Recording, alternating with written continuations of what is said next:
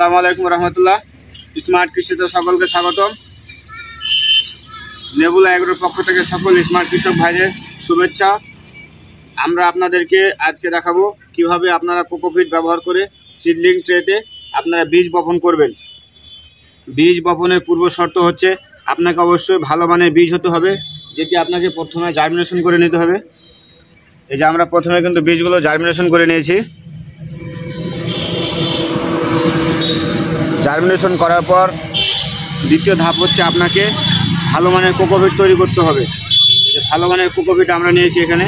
এই ভালো মানের কোকোপিট এটি আপনারা চিনবেন কীভাবে? যে কোকোপিটে আপনার 60 থেকে 70% জৈব সার বা কম্পোস্ট সার অথবা আপনার ভার্মি কম্পোস্ট দেওয়া থাকবে, এটি আপনার উন্নত মানের কোকোপিট বা আদর্শ মানের কোকোপিট হিসেবে বিবেচিত হবে।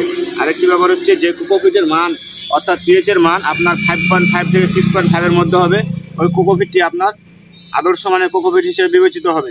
অতএব আপনারা যে ট্রেতে কোকোপিটটি ব্যবহার করবেন অবশ্যই পিএইচ নিয়ন্ত্রিত কোকোপিট ব্যবহার করবেন। আমরা যে কোকোপিটটি নিয়েছি এটি পিএইচ নিয়ন্ত্রিত এবং ঝরঝরে এবং খুব চমৎকার।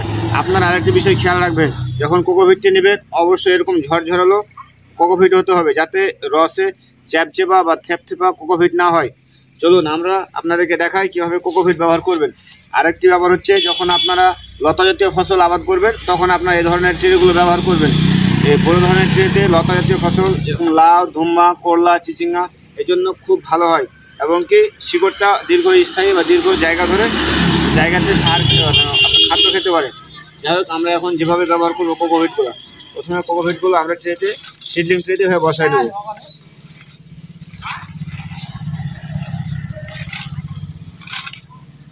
এভাবে বসাই লওয়ার পর আপনাদেরকে এভাবে গর্ত করে নিতে হবে যাতে বীজটা আমরা দিতে পারি। এই যে আমাদের জার্মিনেশন করা যে বীজগুলো এগুলো আমরা এখন ব্যবহার করবো। বীজগুলো আমরা যে ট্যাগটা আছে জার্মিনেশনের যে ট্যাগ, এই ট্যাগগুলো আমরা নিচের দিকে দিব। প্রতিটা খোপে আমরা নিচের পাকে ট্যাগগুলো ব্যবহার করবো।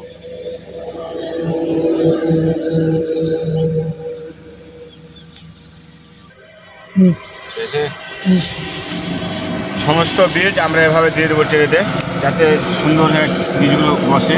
তারপরে আমরা পূর্বের ন্যায় আবার কোকোপিটগুলো আমরা সুন্দর করে এভাবে দিয়ে দেবো, যাতে কোকোপিটগুলো আপনার প্রতিটি আপনার সেলে ভালোভাবে বসে।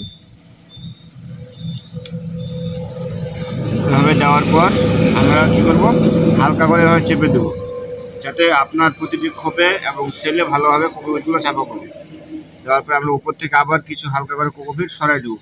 অবশিষ্ট কোকোপিটটা আমরা রাখবো না, কারণ যখন পরে আমরা পানি ব্যবহার করব তখন এগুলো ভেসে গিয়ে আমাদের নার্সারির চলাচলের রাস্তার সমস্যা করবে। যাই হোক